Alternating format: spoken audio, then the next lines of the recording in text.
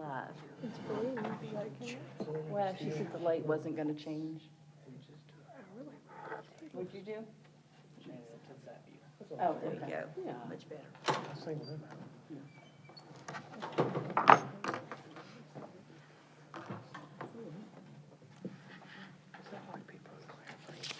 Ready to go? Ready to Are. go, sir. Call the meeting to order.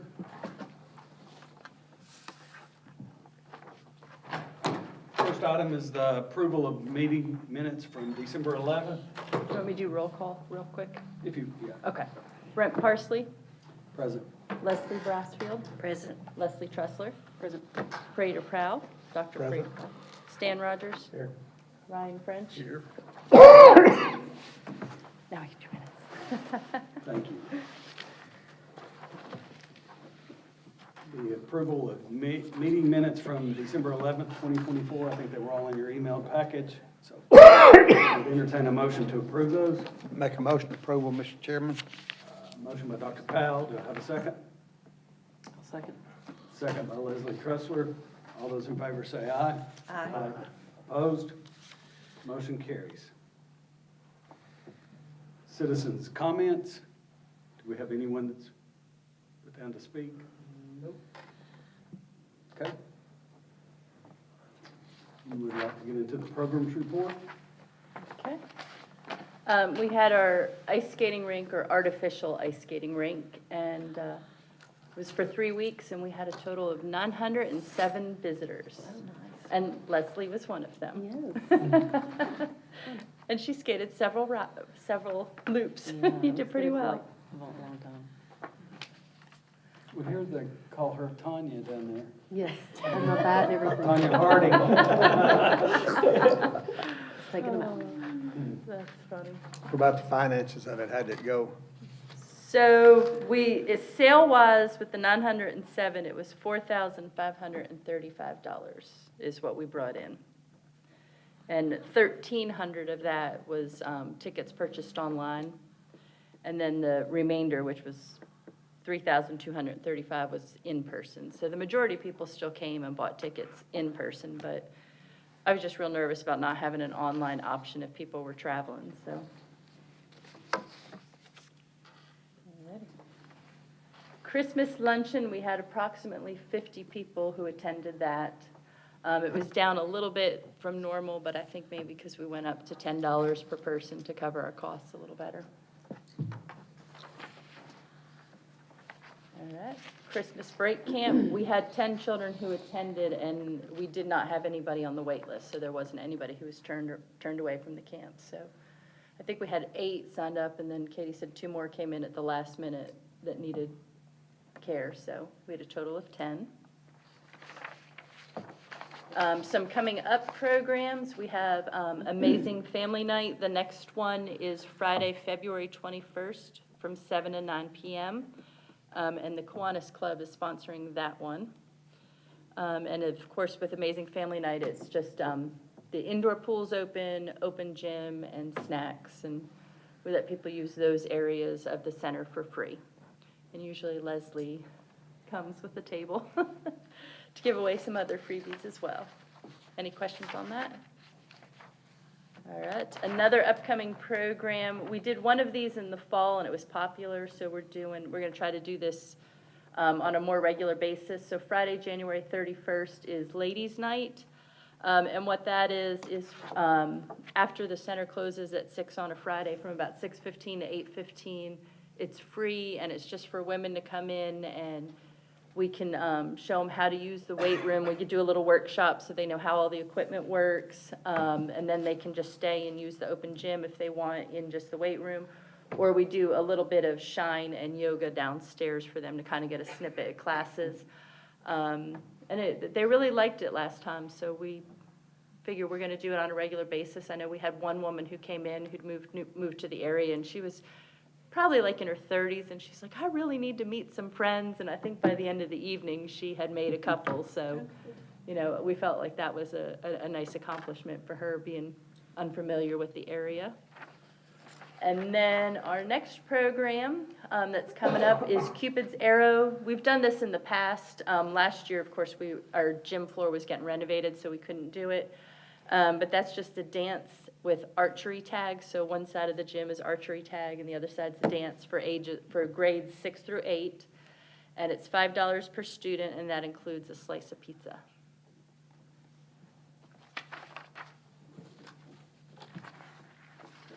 So that is all the upcoming programs. Go into the maintenance. Alrighty. So we had a few things go on maintenance-wise. After our fire alarm system test, a supply fan motor and Aeon stopped working. Don't know if it was related to the fire system test or not, but it didn't help it at all in being that they turned the unit off and on multiple times to make sure it worked with the fire system. You know, if a fire happens and the unit's supposed to shut off to keep it from spreading, well, it didn't come back on after one of the tests, so we had to replace the supply fan motor in it. Lap pool heater had a faulty air switch and a dirty flame sensor. Contractor came out, cleaned the sensor, and got it up and going. They ordered us a new one. Therry pool heater, after we did routine maintenance, backwashed the pool. They didn't come back on, had a low flow sensor fault. We ended up getting one of the two heaters turned back on. The other one has yet to ignite. REA has come down and they're trying to figure out why it's not coming on. But one unit is able to keep the temperature where it needs to be. We just have to have two heaters if the pool is going from straight cold to 91 degrees. Once it hits that 91 degree mark, it only takes one to keep it up and going at its normal temperature. And the other one just acts as a backup in case one fails. So What is the temperature of that normally, AJ? Therry pool stays 91, the lap pool stays 82.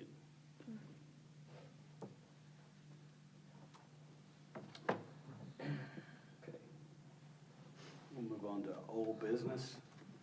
So last time we met, we talked about the ball field renovation and the issues that we had with the proper voltage not being supplied at Babe Ruth. After some emails back and forth, come to find out that there were no verifications of voltage between Musco and the contractor and engineering firm. Musco admits there was no submittal sent for their approval, and their verification checklist was blank on the voltage item. So they're going to supply the materials at no cost. They'll be shipped to us probably into this month so we can have them installed by February. OLG, who's the electrical engineer on the project, said that their original design showed a 230-volt system due to an electrical arrangement that did not appear to be a 480-volt system. So, make a long story short, we're getting the parts, it's getting installed. I tried calling CNH today just to verify that there will be no additional labor, but it's my understanding when I talked with them before all this, there won't be. So we should still be within budget and same bid quote. Any questions on that? All right, so update on our van purchase. We talked about this a little bit last time. None of us were really excited about the change in the price. We went to the finance committee, relayed to them the same issue, so they wanted to find out more information like we did. You know, why was the price change? Can we get it somewhere else? That type of thing. So I reached out to the state, and he was more helpful than the actual rep at the Murfreesboro Ford. Come to find out that Ford had a cutoff date of October the 22nd to have a order in for a 2024 model. Our purchase order wasn't issued till 10/31. So when we submitted the purchase order to Ford of Murfreesboro, the cutoff was gone for 2024, so all he could purchase was a 2025 model, so that's why the price was increased. So we reached out to Al White Ford.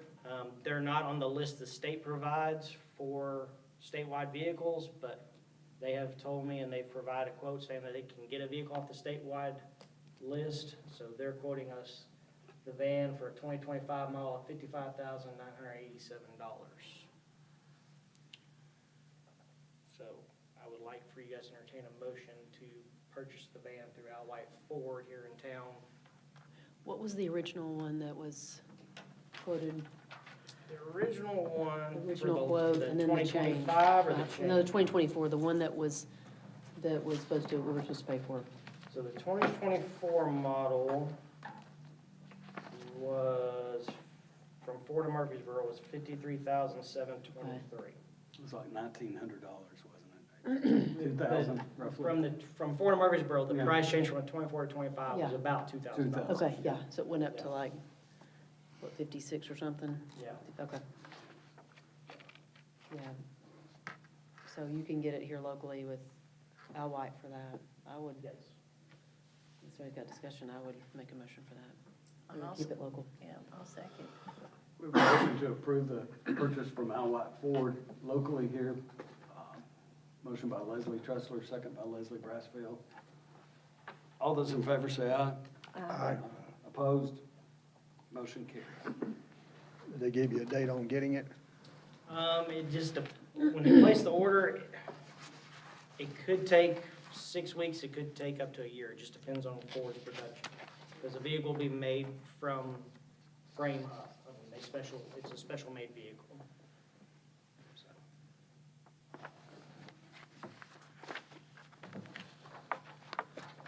Alrighty, so just an update on our maintenance plan we're working on for phase one. Aquatics engineer made a site visit here last week to get specs for replastering the outdoor pool and retiling, and then also changing out the sand filters in the pump room. So we're hoping to have that bid process out by the end of this month, first part of next month. Hopefully have the renovations done before Memorial Day weekend in May. With that being said, so what may happen is our schools that normally visit us during the month of May for their end of the year trips may not get to use the outdoor pool. So what we're doing when they call, we're telling them you're more than welcome to come. We'll have the indoor pool available and the other amenities. And we'll put your name down on tentative for the outdoor pool in hopes that it'll be done in time, but don't keep your hopes up. I'm sure they're okay with that. The ones I've talked to so far, they're understanding. Okay.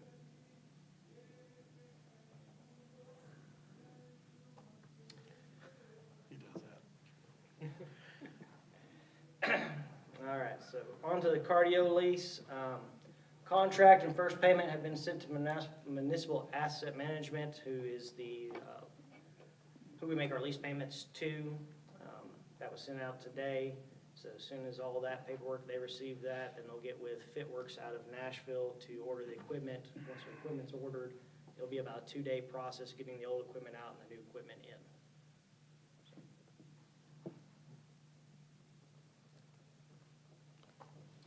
Update on the chiller, contract's been reviewed by the city attorney, we've submitted it to Train for their review. Just minor little edits, just waiting on Train to get back to us and say they're good with it for the mayor's signature. So department budget, what we talked about, last time is we submit we did monthly bank reconciliation, and then we turn over a handwritten check to the city for the revenue we brought in for that month. So this is an outlook of the last, 4 years for the month of December. Down a little bit from last year, but in line with the 2 years previous than that. I'm not really sure why there was such a big spike in 2023 compared to the other years, but we're staying pretty consistent.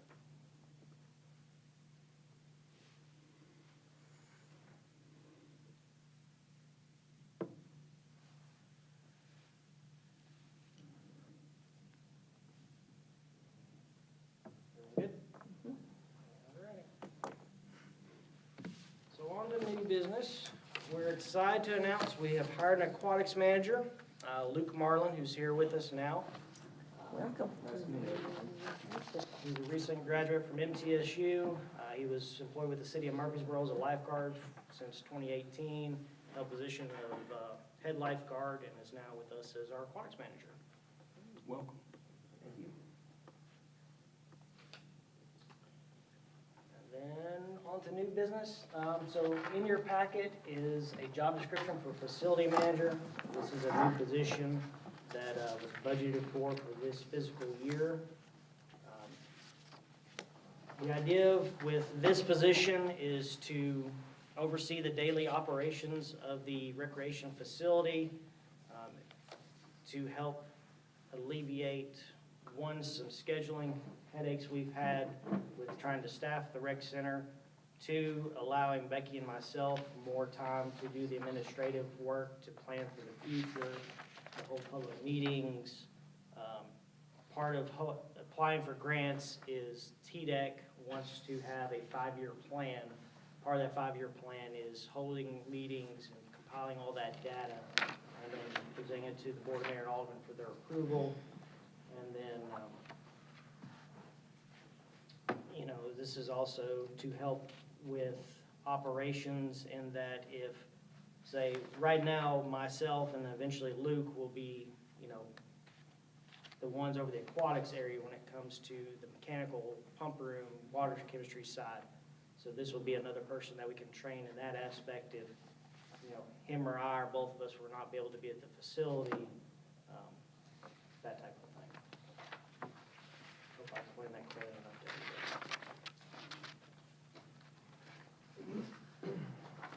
everybody. You said this was a new position? Correct. Is this approved by the, Who's been doing all Mayor this and here? Alderman. I'm sorry. The funding is approved by it. So the first step is for you all to approve the job description, and then that job description, once it's approved with your recommendation, go to the Board of Mayor and Alderman. Well, what's in the budget for this position? What did they, They allotted $55,000 as a salary. okay. I think, Dr. Powell, you were starting to say something?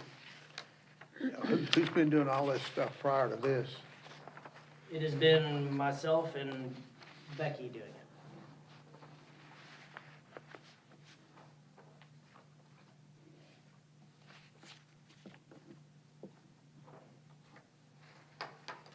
I don't mean this to come across this way, but as a taxpayer, and having sat where Alderman French is or whatever, you're gonna have people that's gonna ask you, isn't that your job? Isn't that your job? Well, we're tasked with the Parks and Recreation Department, and we get called into the daily details of the rec center, and it really keeps us from doing our entire job as well as we should. We spend an awful lot of time in tasks that we shouldn't have to be dealing with. And most recreation centers statewide have a person who's in charge of the center, not the director or the assistant director of the entire department. That's an industry standard, and we spend time that we shouldn't be spending dealing with details and stuff that normally isn't under that job description. So it's kind of freeing us up to do more as department heads, and it helps because we don't have a person who is just rec center. So, we've got all these people who are doing different jobs that all get pulled into the operation. So it just kind of will really help with the functionality. And I'm not questioning. No, I'm just making sure I'm explaining it a little bit more, Alderman French so. would agree that people would ask those questions. Do you? Sure. And, a lot of our time, we don't get to spend a lot of time out in the parks, So we don't get to go out there and actually walk through the parks and be able to put our eyes on, fencing that needs repaired, or this part of the ball field needs repaired, the A-Rap building needs repaired, to be able to take the time to look and get quotes to plan budget-wise to repair those items, to put it in a plan.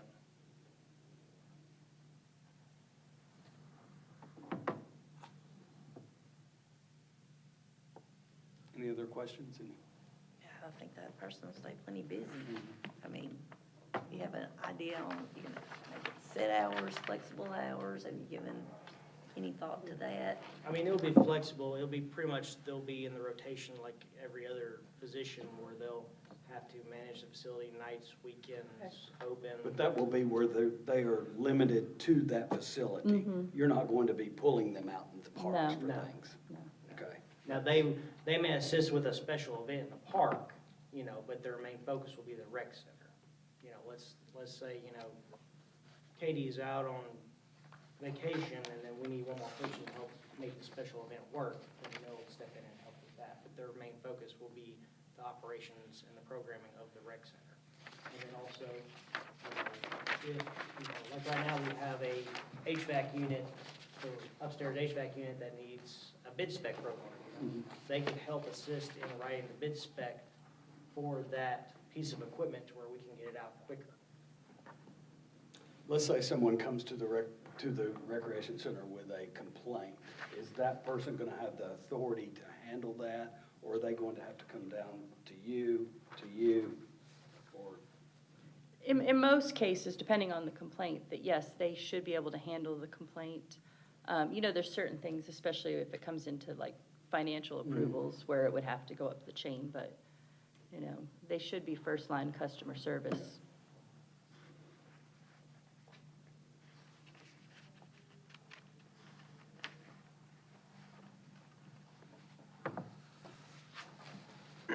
What will our office be? That's a good question. We, the upstairs laundry room is a fairly large room, so we're gonna rearrange some equipment, and we're gonna run,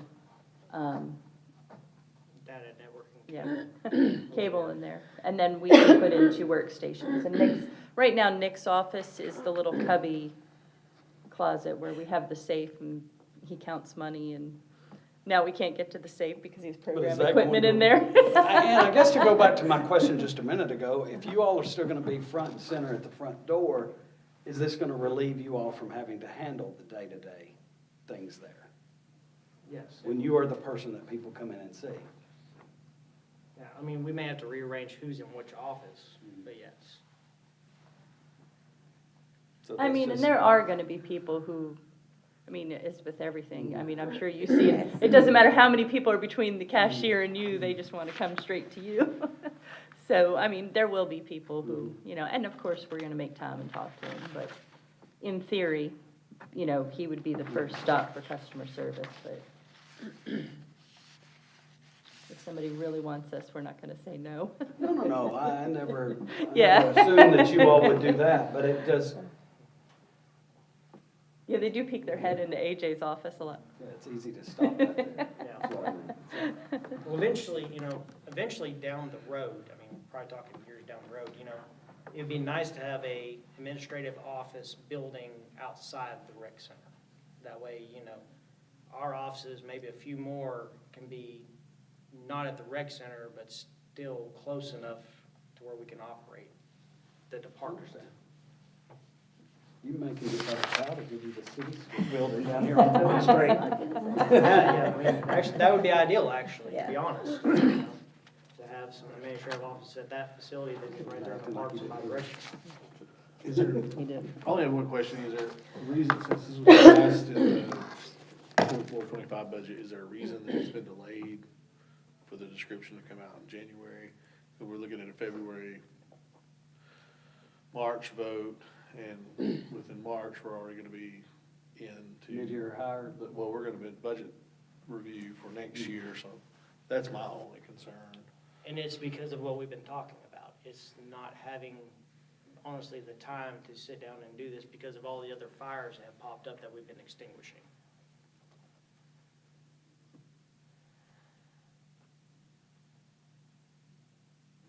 Do you see it as something that will stay in the budget?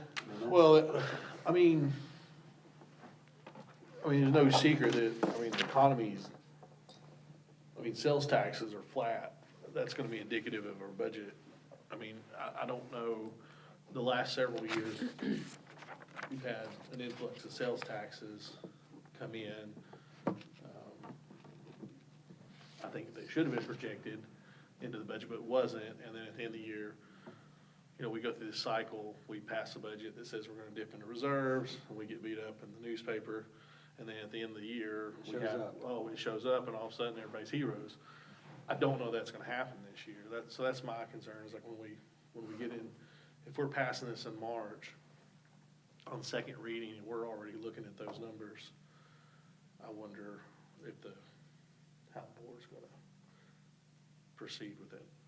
I don't know if that should have any effect on what we do here, but I definitely think that it's still gonna be maybe not an uphill battle, but definitely a slant. 'Cause I'm worried about the budget this year, just And I think it is temporary. I think 25 is gonna have a good recovery, but at the same time, and I look at sales taxes as a pulse of everything, because you're gonna be able to look at travel through that. I know statewide tourism's gonna be down for the first time, and probably, since, if you take 19 out of 1920, it's gonna be down for the first time in 20 years. And so that, I worry what the ramifications are gonna be across the board, and adding to budget overall. Now, I know this was in last year's, so that's why I was wondering why I waited till January, February. It just may make. So if this commission passes this, it will simply be going to the full Board of Mayor and Aldermen, knowing that they may cut this, that it's a possibility, correct?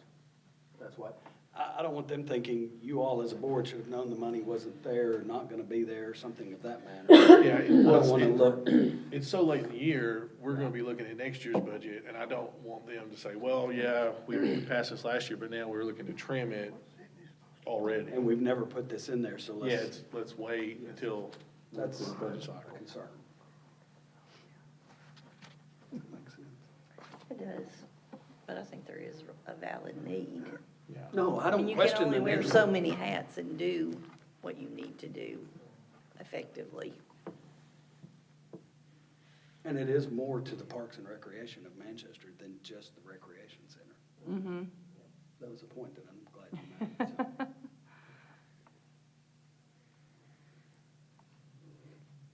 So do we have a motion to approve this job description? I'll make a motion. I have a motion by Alderman Prince. Do I have a second? Second. Second by Stan. All in favor, say aye. Aye. Opposed? Motion carries.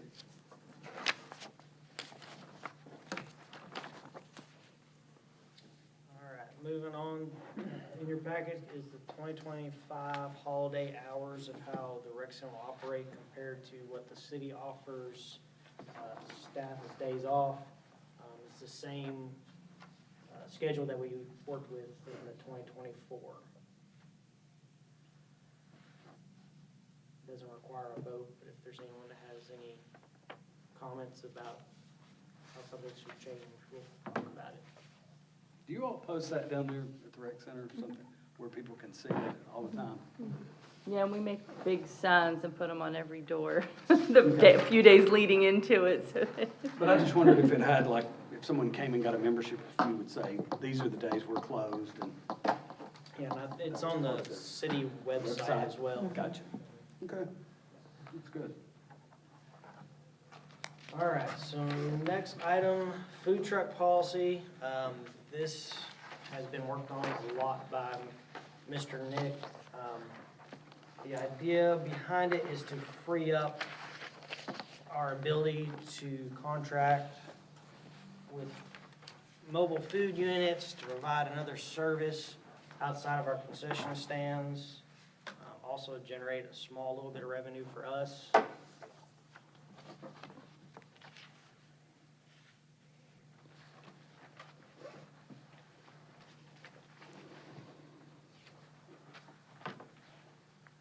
And it's broken down into day use areas, special event use areas. Also allows food trucks to be able to be on site for, the local youth leagues, for them to have food truck capabilities, for both regular league games and tournament days. Also operate in conjunction with the farmers market.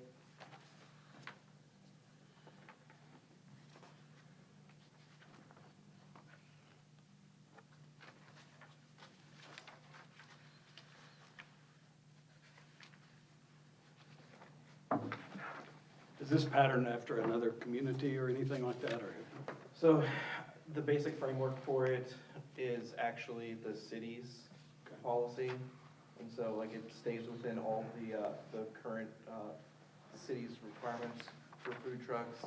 I looked at a bunch of different markets and kind of tailored it to more of our market. Okay. So, yeah. And we did have a conversation with a local food truck vendor. She came in and talked with us on the first draft. This is the second draft. So we took some things that she had said, being in the business, and incorporated into this current policy you're looking at here. So they pay a daily fee, if someone's coming, can you give us kind of a, how it would work? Right, so you'll have, Yeah. so you have a day use fee of $25. Okay. The 35 double book fee is, because they're only limited to 6-hour blocks. So let's say they showed up that morning, did a block, but they want to stay and hit the youth league games that night, then they could pay $35 and essentially stay another 6 hours. The special use agreement is designed for, they're not going to sell to anyone else besides those that are there for that event. So let's say, baseball says they want a contract for them to come down and sell ice or give out ice cream to everyone that's there for their end of the year tournament, then that $25, they're restricted straight to giving out ice cream. In theory, if someone walks up to buy ice cream, they should, in theory, not be able to sell to them because they've already been contracted to give out that ice cream to that one organization.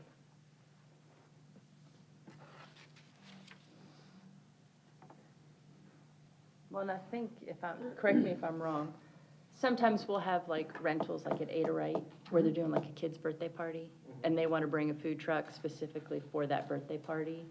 This will enable them the ability to do that.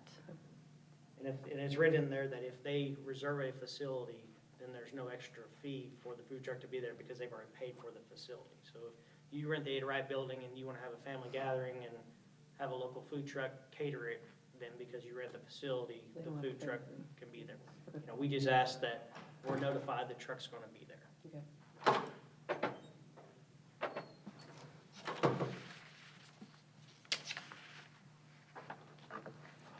Would you take into account, like, liability coverage that provider has?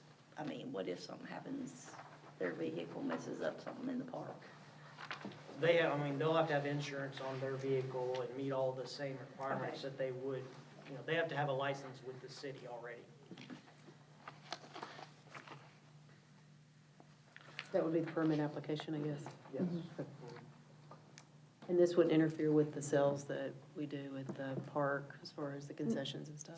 It shouldn't, and we've asked, like, if they have food trucks that come for like a big tournament, that, they'll try to offer a different variation than what we're offering. But we found there's more than enough business to go around. It's hard to get enough staff. This is right. And It'll be it'll struggling. actually, we won't have to overbuy product because we're guessing. Yeah. It will kind of help us and benefit everybody as a whole. So I think it'll be a win-win. Good.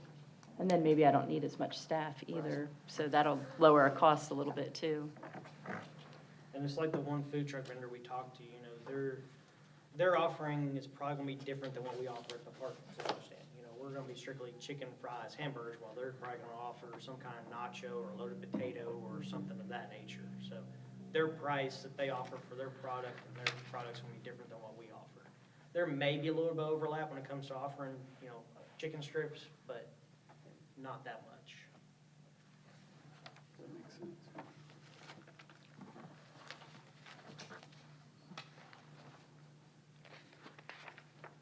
And has Attorney Johnson looked at this, or does he need to do anything with this, or? You can send it to him and let him review it to make sure it meets what the city already has. But the way the code is written, it's up to the Recreation Commission to police food trucks.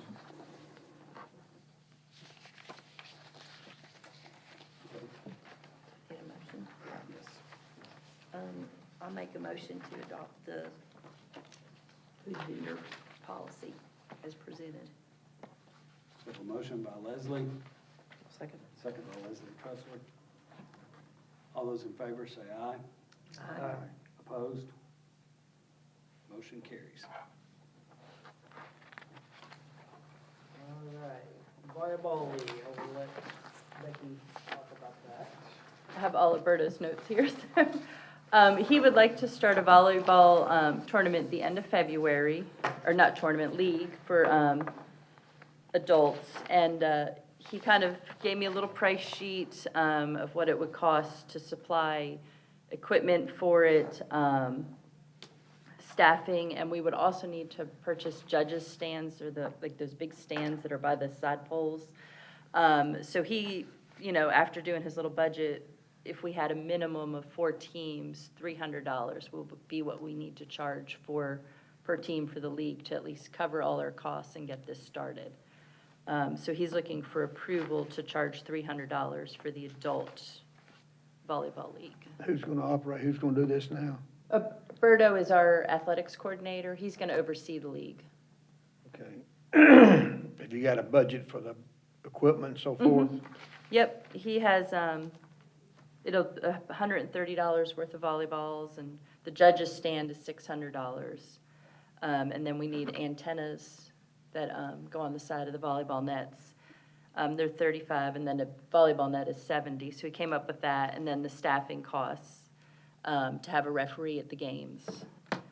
So he came up with it, that would be about $1,200. So if we had 4 teams, we would bring in $1,200 to at least cover those costs. Now, if we have 6 teams, then we start making a small profit. Okay, what about a schedule? When will they, will there just be one volleyball court? Yes, he's going to do one At a court time. on Monday nights. Okay. On Monday nights, yep.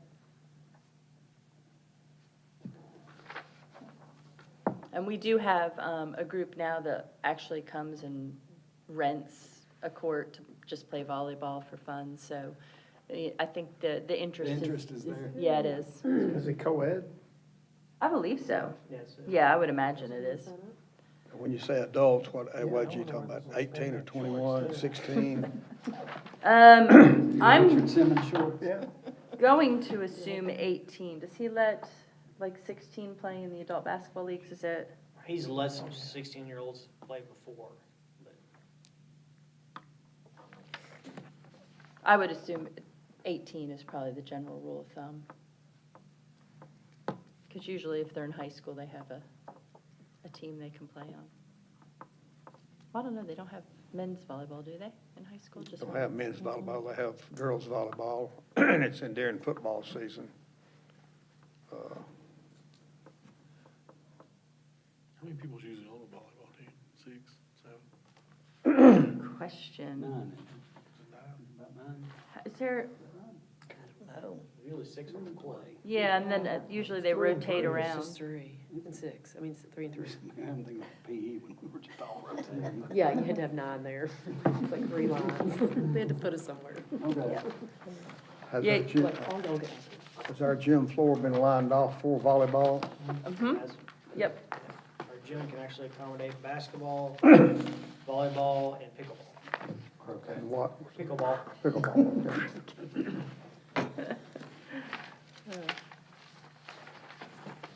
You need a, yes, so we would need approval for $300 per team okay, fee. I'll make a motion for $300 per fee per team. I have a motion by Leslie to approve the fee, $300. Have a second? Second by Ryan. All those in favor say aye. aye. Aye. Opposed? Motion carries. All right, so upcoming tournaments. Depending on the weather, we're supposed to have a swim meet this Friday afternoon. We're supposed to bring about 70 swimmers. I actually talked with Becky Bittendorf before we came up here, and she's asked to possibly move it to tomorrow night. So drastically reduce the number of swimmers. So it'll probably be her swim team, which is the high school swim team, and maybe one other swim team of about 10 participants, because it's ones that they have to get in this year. The Coffee County Fasters League has booked 5 tournaments with us for the spring season. And then Westwood Elementary and Middle School will be hosting an archery tournament at the Rec Center the 28th of February and March the 1st.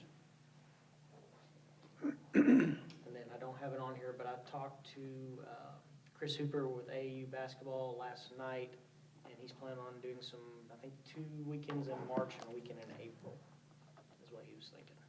So, we got those coming up as well. 3. Yep, 3 total.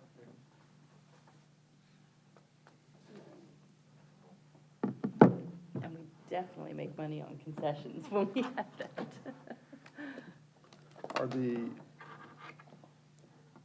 we trying to get any other traveling teams in here for baseball, our age group, Little League age group kids? Yes, we've actually been talking with Tullahoma, trying to do a couple of joint things with them. Tullahoma has quite a few contacts when it comes to baseball and softball leagues. We've actually, so the county has a grant writer. He came to our office many months ago and asked about setting up a committee between Manchester, Tullahoma, and then a couple county residents. So we've been meeting for the last couple of months, trying to come up with a game plan to provide recreation avenues for the whole county. And one of the big talks we've been having is, finding more land for more facilities in order to offer more tournaments. But on the side note out of that, like I said, Tullahoma and us have been talking about trying to do big tournaments and use their facilities and ours in conjunction.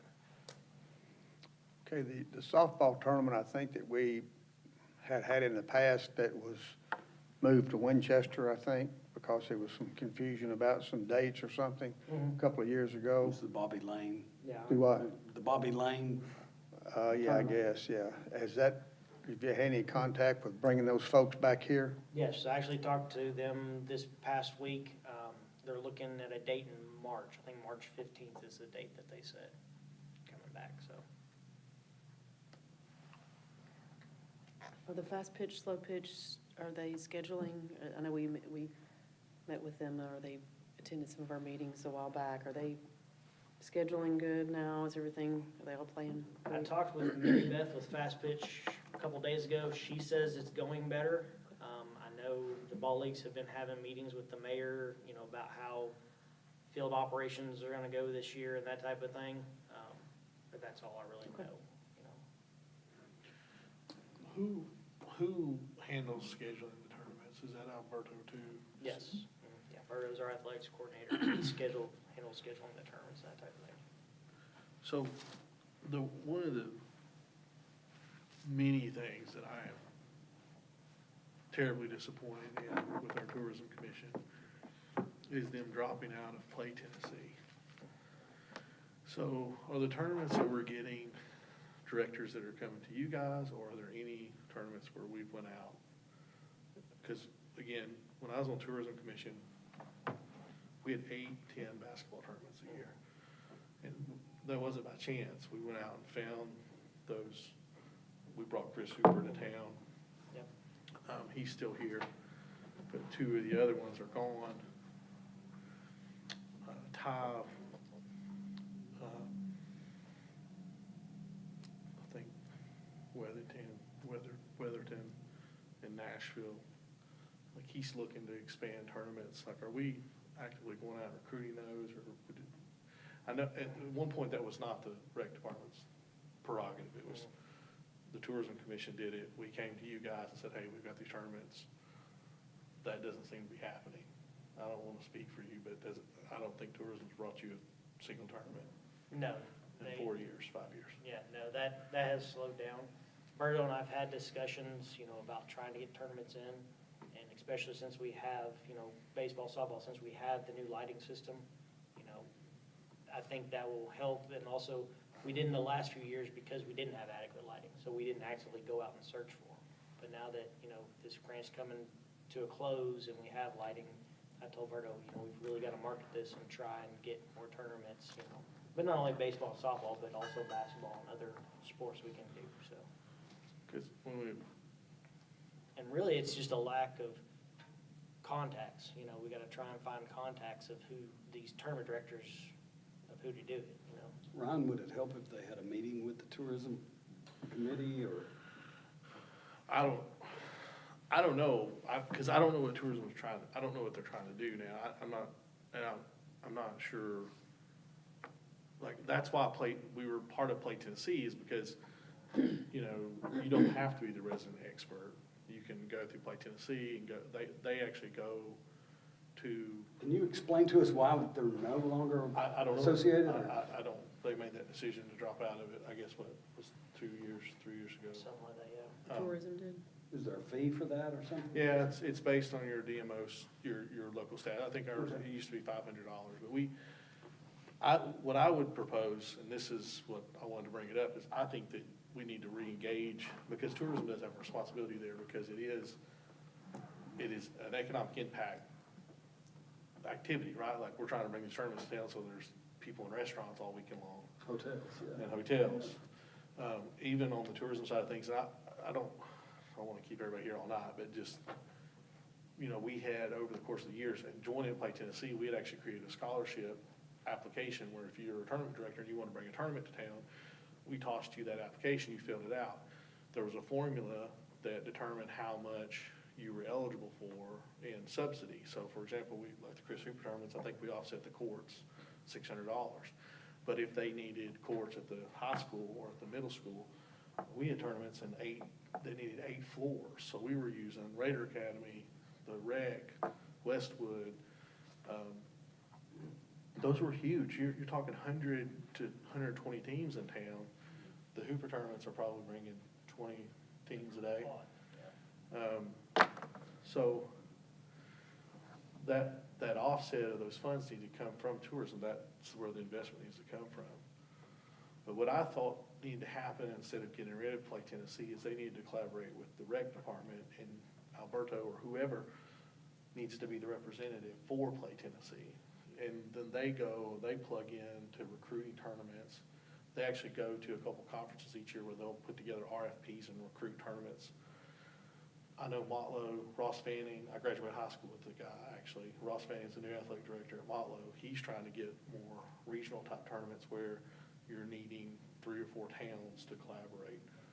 So I really think we need, from the rec side, to be proactive and go back to them and say, hey, you need to join Play Tennessee. We'll provide the representative. I don't know what that looks like from your payroll. I understand, like, you have to work that out, but like, we need to have goals of like 6 basketball tournaments a year with 8 to 10, because then that helps your argument on the budget side of things, because that's absorbed in sales tax and lodging taxes and, you know, above and beyond us nitpicking how many members you got and how many people bought a candy bar. Yep. We gotta take that, we have to have that larger debate about the impact, and you guys can have it. Those tournaments were rocking and rolling there for a little bit, and my concern was they came from the tourism side, and then that's just dropped off after Play Tennessee, after we come out of that. And just Visit Knoxville came down and did an assessment for us on that. Johnson City, they held the U.S. World Championship softball tournaments.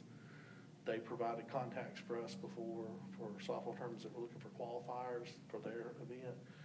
So there's a lot of networking there that will give you those contacts. So I don't know if it does any good to sit down tourism or not, but I think we go to them and say, hey, we want you to fund this. Who is the tourism chairman? Lori Perry's the chairman. Would it help to meet with her? Maybe, No, You two we have we attend their monthly meetings. So Okay. the next one, I'll mention it to them and talk to them about it. maybe at the next rec meeting, you could report back to us what.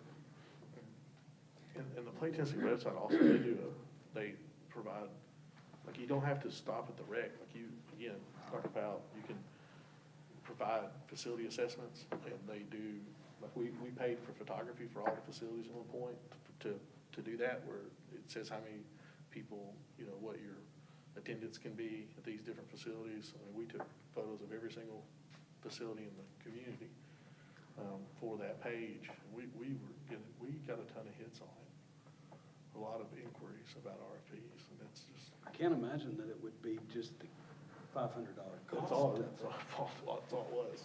I don't know why. So, I think it was the willingness to do it. I don't, okay. because I do think Jeff probably used to work with on the rec side. And then, you know, when we were doing a lot of baseball tournaments, can't remember the gentleman's name, but when he passed, his replacements didn't really do good on recruiting tournaments. And then, I think that organization finally dissolved, I believe. You mentioned a while ago that the leagues were working with Mayor Hobbs about the field usage. Are you involved in those conferences? I have not been invited to those conferences, no. What's the ramifications of that? And what's going on with it? From what I've been told, there's a possibility that the leagues will have access to maintain the dirt of the baseball, softball fields, and we will strictly be just mowing. The leagues will be taking care of dragging, lining the fields.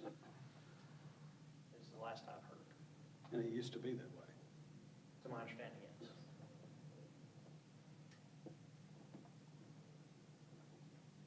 Unless it's tournaments. That's what I would suggest. I would I suggest mean- if they did do it, and, you know, if an organization comes to us to rent the fields for a tournament, then it's on our staff to do the dragging and lining of it, you know? Because I don't, and, you know, Ryan knows more about tournaments than me, but I don't see a tournament director wanting to come in and drag and line their own fields. You know, they want to show up, collect their money, and run it, and leave at the end of the day. Yeah, I mean, that's where are you trying to, if you put all that off in your domestic leagues, then, yeah, you don't have the staff, or you don't have that ability to do it in tournaments, but then you're saying, let's get more tournaments. Somebody, that needs to be considered in that discussion. Yeah. Yeah. Yeah. For sure. Yeah, and when the conversation first came up of the leagues doing their own field maintenance, you know, I had mentioned to the mayor that, you know, if we do go that route, I still think when it comes to outside tournaments, we are responsible for those like we are now. You know, we take care of lining and dragging and that type of thing. What are we gonna be doing on a daily basis of maintaining the fields? Anything? Mowing. Just mowing, I'm sorry? mowing, repairing fences, you know, pretty much anything dirt work related would fall on the local leagues. Who does that now? Our staff does that right now. And, you know, I talked with one of the leagues the other day, actually it was the Fast Pitch League, and, you know, we were having a discussion about it, and I said, you know, and I wasn't trying to deter either way, and I told her this, I said, but you gotta keep in mind, you know, if it rains the night before, it's an all-day process to get that field ready for games for that evening. So, you know, you run into the possibility, if you're telling us you don't want us to do it, you may have more rainouts than what you've had in the past.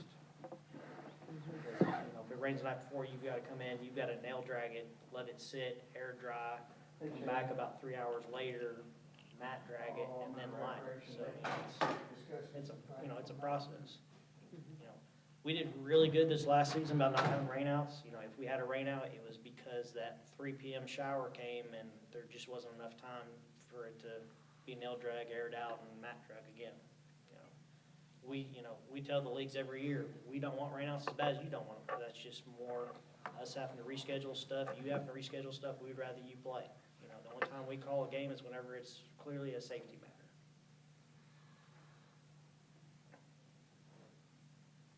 matter. And with the leagues doing the dirt work, are they gonna be the ones that call the game? I mean, that's what I would assume so, Okay, yeah. need some clarification. And there would have to, you know, I would assume there would have to be some kind of legal document drawn up because, you know, if they get the field prepared and someone's injured because there's a hole in the field. Who does that Where's fall the on? liability? Right. Have to fall back on them, you know. People take a strong ownership when they do the work. That's what you have to be careful of. And I don't know why years ago it went from the leagues doing it to us doing it, you know. I think you have probably parents that are, you know, in the league and they're really good involved, and then those parents go on, and then they may have another set of parents that are not as Not as active, involved yeah. and active. I think that's probably, and may go back and forth, but, you know. I know Telehome, I was talking with them the other day, they're set up right now, kind of like we currently are, that they take care of the fields. They're actually gonna go to a $10 per player fee, so when the league registers a player, they're gonna charge them $10 to go towards field maintenance, is what they're looking to do.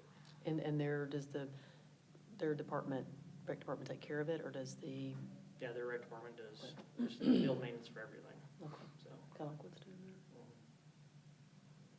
I was laughing, I just can't imagine if one of my kids leaves, like, hey, we need you to come take care of the field. I'm like, I really got time to mow my grass. I know, suddenly like, sorry.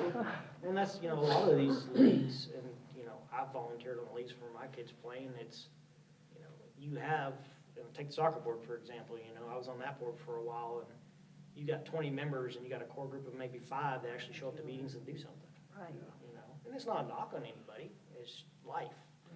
I just wanna make sure that when we go through the, like, the cost of it, we're not getting caught up in the semantics of, well, yeah, well, the rec's not funding this anymore, but it's showing up over here in another line item, in another department or whatever. If the money's still being spent, it's being spent. I think a lot of times the arguments get too cute about, we clear a line item, well, we're not spending that money anymore, but in reality, we're spending it just from a different angle. And I just don't want to get in that situation, and then those parents move on, and we're sitting here with Right, No money to fix That's the right. fields. exactly. no money to fix the fields and deteriorating fields, because that was the, remember, I don't remember why we took them on, but I remember when we took them on, they were in really bad shape. And we spent a ton of money investing into getting them back up to par, I remember just to that. get them. Yep. We forget those things in the course of 10 years or whatever. You know, and there's, you know, some of the leagues have said that we won't work with them on them doing things on the field. You know, we've always told them, you can do things in the field, but we want to know what you're doing, you know. If you put in writing what you're doing, or, you know, it's going to be something major, we ask that you let us know, and we can have some staff out there to help you. And That's city property, and anything really needs to be approved by yourself and the board of mayor and aldermen for anything. Things on that to happen. And I mean, you've all read it and approved it, the field use policy, I mean, that's what we go by, so. I was playing football with my kids a couple of years ago, and somebody that was on a board of one of the leagues, like, you can't build, these are league fields, and it's like, okay. That's sure thing, buddy. And, Go you to know, softball. No, I'm pretty sure. Yeah, I was like, I'm not gonna argue with you, so. Your budget meeting that you want to have, not to switch gears too quick, but I think the majority from emails I got back from everybody, the 27th, I think works for everybody, that's you're still. gonna send out an invite and then. Mhm. Is it 5 PM? Yeah, Yeah. so if that works for everybody, that's what we'll go with. And I'll be strictly just discussing budget and that type of thing. Will that be like at the rec center since it's like a workshop? Be like Common John's or. They're not open on Monday, that would be a good idea. I'll have to ask, I guess, as long as we advertise where it's at, it doesn't. If you advertise it as a retreat, you can have it anywhere you want to. This is gonna be open to the public. Oh, okay. Murfreesboro, City of Murfreesboro just did a retreat at the conference center like 2 months ago.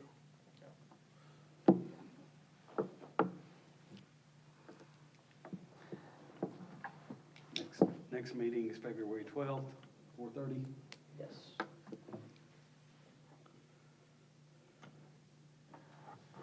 Do you guys normally have a pretty successful quorum? You always have. There, I know someone that's been on AJ, and I hate that they're in the evening. I don't want that to be because of me, but, I can do meetings anytime. So like today, I came from Lawrenceburg, like on 2 wheels coming in. And my job, I have 13 counties, so sometimes I'm in Wayne County or Perry County or whatever. So if it's okay with you guys, if there's a quorum, I understand I can't vote, but I definitely will sit in on the meeting remotely occasionally if there's something. Now, if there's something contentious, I'll definitely be here, but if that's okay with everybody. I wanted your permission for that, because I don't want to be that guy that's only when it's required that I. I will not be here the 12th. Where are you going? Got I'm just Two kidding. meetings. You don't have to say Yeah, no, nothing. I've got two that new legislative job you meetings took on, tonight. taking We're still on that. Won't be honky-tonkin' in there. Okay, okay. I do want to say one more thing, Ryan, 'cause I got thinking about your comment, and I hope this doesn't come out the wrong way. You made the comment about, why do we wait so long to propose the new position? And I can't speak for the other departments in the city, but there was other departments that got approved positions that haven't even put their job descriptions out in front of the board yet. And I can just tell you from our standpoint, it's because of putting out the fires, basically, that this position would help alleviate. Yeah, I just know, this one goes under a little bit different microscope. Oh, I understand. And I'm just, I'm thinking about when we get it up there, what we're, and that's a good argument to be prepared to have, like, hey, there's others. I am a little worried about going into budget season this year, and most of the time I'm not, because I know that we didn't project sales taxes where they should be or whatever, but I don't think. And I'm willing to have that, I'm willing to take that argument, that I kind of think that that's my responsibility being on this committee, is if I'm gonna go up there, when there's questions about this job description, I'm gonna be the one that they say, well, what's the, so that's a good point I'll carry to the board. That was my whole statement in saying, I don't want it to get up there and you be criticized or the board be criticized, saying, there's no money, what are you doing, No. Or, Handout. or we come back in 2 months, we're like, hey, Jay, we need to cut the budget by $65,000, where are you gonna start? Yeah. And you just,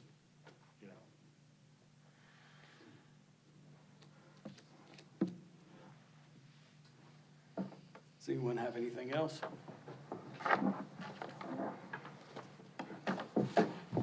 Motion to adjourn? Make a motion? Motion by Leslie. Meeting adjourned.